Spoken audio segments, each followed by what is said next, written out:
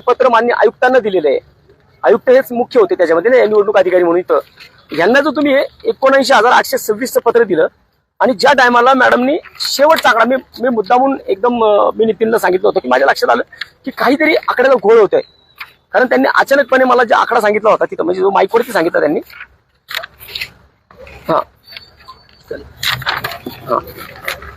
माझ्या अचानक लक्षात आलं की अरे मॅडमनी काहीतरी चुकीचा आकडा घेतला आता.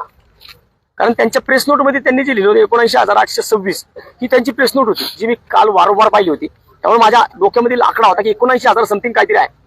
थोडं थांबा रे, 79,826 असा काहीतरी आकडा आहे. एवढं मी काल मला वाचलं होतं अनेकदा. लिहून गेले आता काहीतरी यांनी वेगळं काहीतरी बोलले. आकडा जो सांगितला तो त्यांनी चुकीचा सांगितलं काहीतरी. जर कालच्याला प्रेस नोट 79,826 झाली तर मग आज फायनल आकडा त्याच्यामध्ये सुद्धा 78,719 कसा काय येतो? 1,035 मतं ही याच्यामध्ये वाढलेली दिसतात. मी 1,011 मतांनी पराभूत झालोय. जर मतदान कमी कसं झालं? तुम्ही जी प्रेस नोट दिलीये ती 79,826 ची दिली आहे कालच्याला. समजा आम्ही असं समजू शकतो की संध्याकाळी 5:30 नंतरनं मतदान वाढलं. आता तो नंतरचा टेक्निकली विषय की 16% कसं काय वाढलं, काय वाढलं? कारण शेवटच्या 2 तासामध्ये मतदान एकदम 16% वाढलं. एकदम 16% जर मतदान वाढलं तर तो नंतर टेक्निकली बाबी काय केलं काय नाही केलं मला त्याच्यात जायचं नाही. परंतु जर तुम्ही 79,826 हा आकडा काल फायनल कमिशनरांना दिलाय, आयुक्तांना पत्र दिलंय, मग तो आता तुम्ही बोलताना 78,719 कसं काय होतो? आणि तो त्यांनी लिखित स्वरूपात दिलाय मला. आणि त्याच्यामध्ये एक विषय अजून एक होतो. याच प्रभागामध्ये 36 आता याच प्रभागामध्ये जिथं आमचा निकाल होता त्या ठिकाणी 3 प्रभागांचे निकाल होते. 3 प्रभागांच्या निकालामध्ये प्रभाग क्रमांक 36 फायनल सांगा त्यातला प्रभाग क्रमांक 36 प्रभाग क्रमांक 36 याच्यामध्ये त्यांनी जो कालच्याला प्रेस केली होती, ही तीन प्रभागांची प्रेस आहे. परत एकदा सांगतो, 3 प्रभागांची प्रेस आहे, 36, 37 आणि 38. या प्रभाग क्रमांक 36 मध्ये जर त्यांनी आकडेवारी दिली आहे एकूण 44,264, किती? 44,264 ही आकडेवारी त्यांनी दिलेली आहे. आणि या ठिकाणी याच प्रभाग क्रमांक 36 मध्ये 44,344. प्रेसला तुम्ही देतात 44,264 आणि इथं वाढून आकडा येतो 44,344. बरं, तो काही 150 मतांचा फरक आहे. बरं, त्याच्यानंतर प्रभाग क्रमांक 37, प्रभाग क्रमांक 37 मध्ये 37,427, 37,427 हा आकडा त्यांनी फायनल दिलाय प्रेस नोटला. आणि या ठिकाणी 37,508 हा आकडा आला त्यांचा आता. म्हणजे हा 100-150चा फरक आहे 36 आणि 37 मध्ये. पण माझ्या प्रभागामध्ये हा 1,035 मतांचा फरक कसा काय झाला? कमी झाला. म्हणजे इथं मतदान वाढलंय. या 2 ठिकाणी मतदान वाढलंय 150-200नी, पण माझ्या इथं मतदान 1,035 मतांनी कमी झालंय. की आम्हाला गणितच कळालं नाही की मतदान कमी कसं काय होतं. कारण 5:30 नंतरनं जर तुम्ही सांगितलं 5:30 पर्यंतची आकडेवारी आहे, ही आकडेवारी जर 5:30 पर्यंतची असेल तर ती नंतरनं वाढली पाहिजे ना. पण ती वाढणार न वाढता ती तुम्ही अशा प्रकारे त्याची प्रेस नोट केली. आणि प्रेस नोट केल्यानंतर सुद्धा इथे एक प्रॉब्लेम दुसरा असा झाला,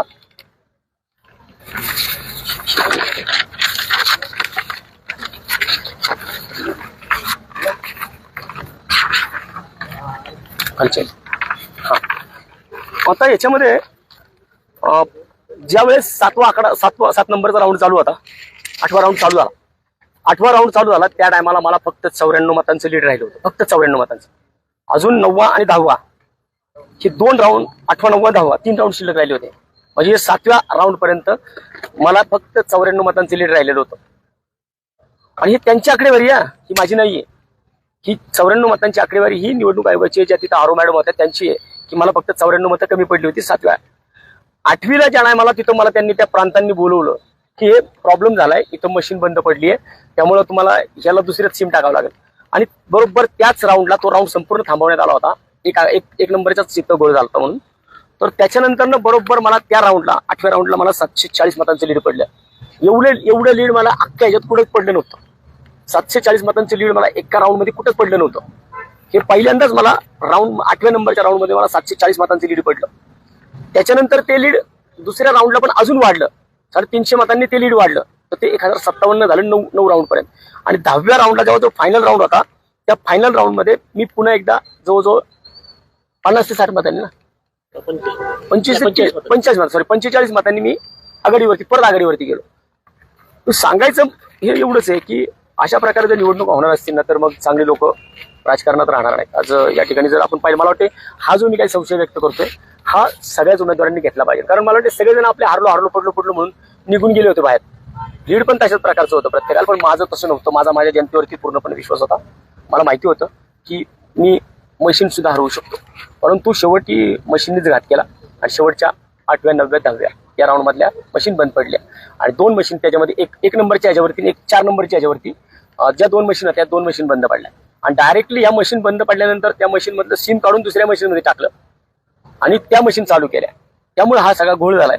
माझा फक्त निवडणूक आयोगाला आणि आयुक्तांना असेल किंवा समथिंग अजून जे कोणी असतील त्या सगळ्यांनाच माझा प्रश्न आहे की सगळ्या उमेदवारांनी ह्या गोष्टीकडे नीट पाहिलं पाहिजे. कारण एखाद्याचं आयुष्य 5 वर्षांनी मागे जातं, बाकी काही नाही. तर एक तर पहिली 4 वर्ष बिना निवडणुकीची काढली होती, तरी सुद्धा काम करत होतो आम्ही.